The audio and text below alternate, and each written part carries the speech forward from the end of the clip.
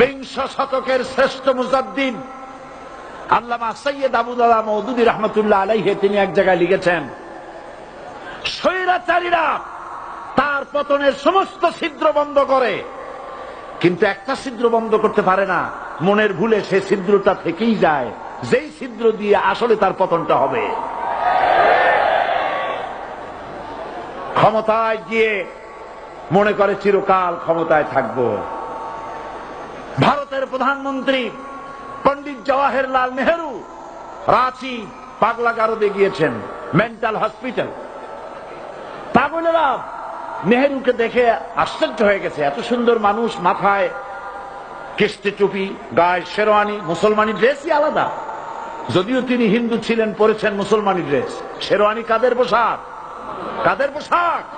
হাতে ছড়ি নিয়ে হাঁটা, স্টাইল করে, সুন্দর পাজামা, সুন্দর টুপি, সুন্দর সাজসজ্জা করে, মুসলমানদের ড্রেস। এই ড্রেস পরে তিনি গিয়েছেন, সবসময় যে ড্রেস তিনি পরতেন। পাগলেরা জিজ্ঞেস করছে, তুমি কে গো? উনি বলছেন, আমারে চেনো নাই? আমি ভারতের প্রধানমন্ত্রী পণ্ডিত জওয়াহরলাল নেহেরু। পাগলেরা বলছে, ও সেই কথা। আমরাও যখন এই হসপিটালে আসছিলাম, এই তোমার মতো লম্বা লম্বা কথা আমরাও বলছি। থাকো আমাদের সাথে কিছুদিন, তোমার মাথাও ঠান্ডা হয়ে যাবে। ক্ষমতায় যারা থাকে, ক্ষমতার মোহে চতুর্দিকে অন্ধকার দেখে, মনে করে আমার পতন আর হবে না। কিন্তু তোমাকে বুঝিবে যে গোকুলে বাড়ি শেষে। গাড়ির চাকা সব সময় উপরে থাকে না। গাড়ির চাকা সব সময় উপরে থাকলে গাড়ি তো চলবেই না। গাড়ির চাকা ঘোরে বলেই তো গাড়ি চলে। সুতরাং এই উপরে, তোমার চাকা উপরে এখন আছে বলে, তোমার দলের চাকা উপরে আছে বলে যারা মানুষের উপরে জুলুম করছো, আলেমদেরকে ধরতেছো, মুসল্লিদেরকে ধরে ধরে জেলে ঢুকাচ্ছ, সময় আসবে এমন ইন্দুরের গর্ত অপমানা ফেলবার জন্য।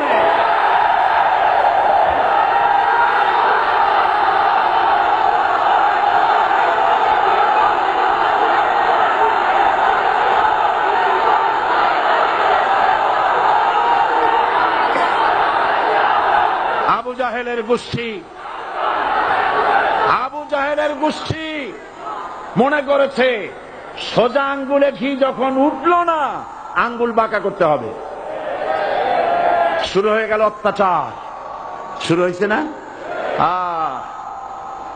হযরত সুমাইয়া রাদিয়াল্লাহু তাআলা আনহা কি নির্মম ভাবে, নিষ্ঠুর ভাবে তাকে শহীদ করা হলো। খাব্বাব, খুবাইব, হযরত খাব্বাব রাদিয়াল্লাহু তাআলা আনহুকে দেখে হযরত ওমর একদিন বলছিলেন, খাব্বাব তোমার পিঠে এত গর্ত কেন?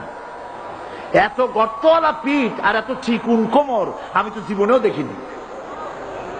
হযরত খাব্বাব বলেছেন, ওমর জানো না, ইসলাম কবুল করার অপরাধে, কালেমা পড়ার অপরাধে কাফির বেঈমানেরা আমাকে মারধর করেছে। যখন আমি তাদের মারে কালেমা ছাড়ি নাই, তখন আগুন জ্বালায়া আগুনের আংটার উপরে, আংটা আগুনের উপরে আমাকে ঠিক করে শোয়ায়া, আমি যেন নড়াচড়া করতে না পারি সেজন্য আমার বুকের উপরে পাথর চাপা দিয়া রেখেছে। আগুনে গোশত পুড়ে পুড়ে আগুন ভিতরে ঢুকেছে, গায়ের রক্ত আর চর্বি গলে গলে পড়ে আগুনগুলো নিবেছে। ওই পিঠে যে গর্ত হয়েছে আজও পর্যন্ত সেই গর্ত মিটে যায় নাই।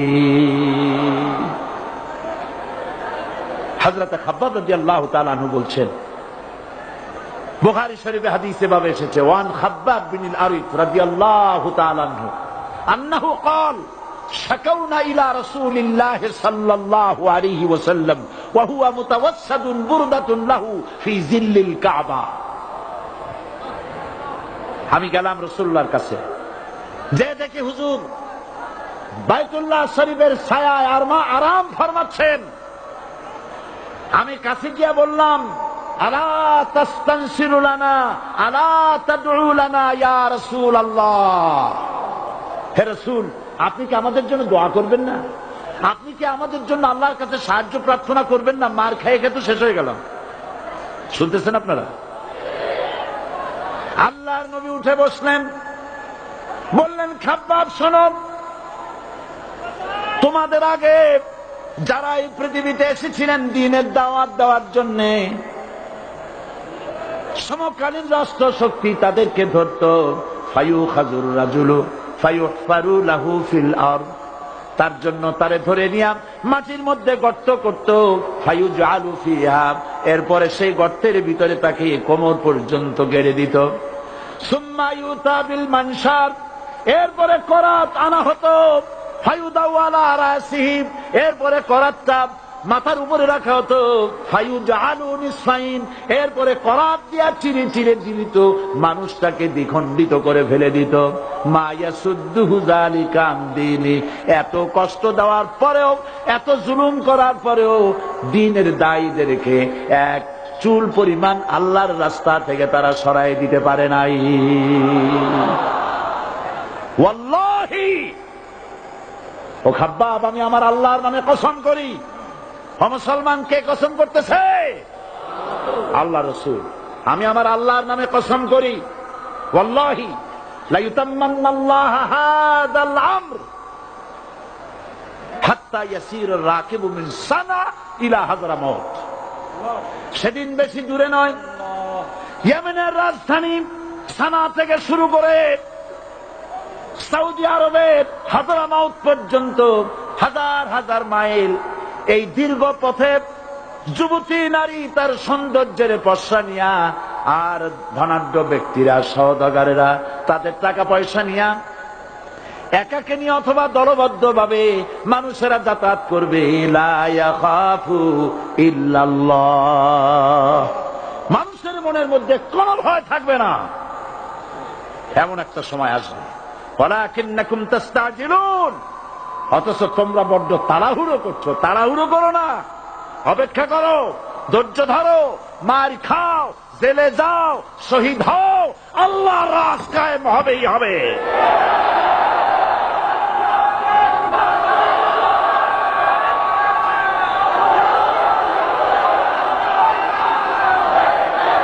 বিল্ডিং থেকে শিক্ষা গ্রহণ করুন, বিল্ডিং, ইমারত, দালান থেকে শিক্ষা গ্রহণ করুন। এই যে দালান আছে না পাশে, দেখতে পাচ্ছেন? এই দালান কি দিয়ে তৈরি করা হয়েছে বলেন? ইট। সমস্ত ইটেরা যদি ধর্মঘট করত, আমরা কেউ মাটির তলায় যাব না, কেউ আমরা আগুনে পুড়ে ঝামা হব না, পিক হব না, কেউ আমরা টুকরা টুকরা হব না, সবাই থাকবো উপরে উপরে, তাহলে কি দালান হইতো নাকি? এই বিল্ডিং নির্মাণ করতে গিয়া ইটের যে স্যাক্রিফাইস, হাজার হাজার ইটকে পিক হতে হয়েছে, পুড়ে যেতে হয়েছে, খোয়া হতে হয়েছে, ভেঙে টুকরা টুকরা হয়ে 50 ফিট মাটির নিচে যেতে হয়েছে, তারপরে ইমারত গঠন হয়েছে, সুন্দর দালান তৈরি হয়েছে।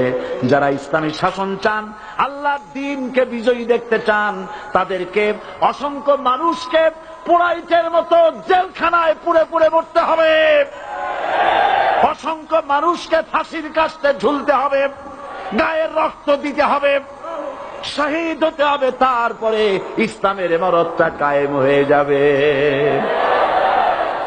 শায়ের কবি কি সুন্দর করে বলছেন, কবি সুন্দর করে বলছেন, ये शहादत गाहे उल्फत में कदम रखना, ये शहादत गाहे उल्फत में कदम रखना, लोग समझते हैं आसान है मुसलमान होना।